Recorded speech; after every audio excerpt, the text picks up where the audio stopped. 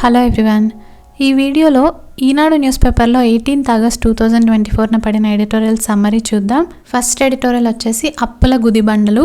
Institute of international finance రీసెంట్గా ఒక రిపోర్ట్ని తీసుకొచ్చింది. దాని ప్రకారం ప్రపంచం మొత్తానికి ఉన్న అప్పు 315 లక్షల కోట్ల డాలర్లు. మరోపక్క ప్రపంచ ఆదాయం వచ్చేసి కేవలం 109.5 లక్షల కోట్ల డాలర్లు.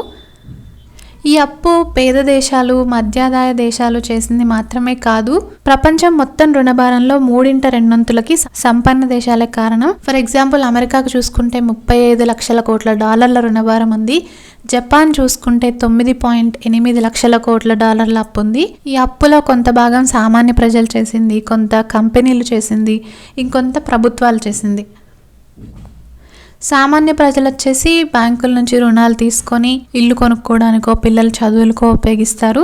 ఇంకా వ్యాపారాలు కూడా చేసుకుంటారు. ప్రభుత్వాలు వచ్చేసి మౌలిక వసతుల్ని కల్పించడానికి, అభివృద్ధికి, వీటన్నిటికీ అప్పులు తీసుకుంటూ ఉంటాయి. జనరల్గా ఎక్కడి నుంచి అంటే ఇంటర్నేషనల్ మానిటరీ ఫండ్ నుంచి, ఇంకా వరల్డ్ బ్యాంక్ నుంచి, ఇంకా ఇతర అంతర్జాతీయ ఆర్థిక సంస్థల నుంచి అప్పులు తీసుకుంటూ ఉంటాయి. అంతేకాకుండా దేశాలు కూడా అప్పులు ఇచ్చుకుంటూ ఉంటాయి. ఒక దేశం ఇంకో దేశానికి అప్పిస్తూ ఉంటుంది. కానీ ఇలా రుణాలు తీసుకున్నప్పుడు ఆ మొత్తాన్ని అభివృద్ధికి కానీ, లేదంటే సంపద సృష్టికి కానీ ఉపయోగిస్తే ఏమీ తప్పులేదు. కానీ ఉచితాలు పంచడానికో, వృధా ఖర్చులకో ఉపయోగించినట్టయితే రుణభారం పెరిగిపోతూ అప్పుల సంక్షోభంలో కూరుకుపోతాయి. అవి దేశాలైనా, రాష్ట్రాలైనా, కుటుంబాలైనా. ఫర్ ఎగ్జాంపుల్ చూస్తే 2021లో జాంబియా దేశం విద్య, వైద్యం, తాగునీటి సరఫరా, డ్రైనేజ్ ఫెసిలిటీస్ వీటన్నిటికీ ఉపయోగించిన నిధుల కన్నా కూడా ఎక్కువ డబ్బును అప్పులు తీర్చడానికి ఉపయోగించింది. అలా మౌలిక వసతులకి, విద్య, వైద్యానికి కేటాయించే డబ్బులు బాగా తగ్గిపోయినప్పుడు ఆ దేశాభివృద్ధికి పెద్ద దెబ్బ అవుతుంది.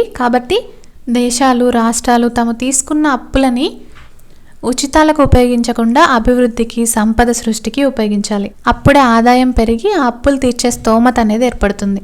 ఈ ఎడిటోరియల్ ఏఏవి ప్రసాద్ గారు రాశారు. That's it for this video. This is Aparna. Thank you for watching.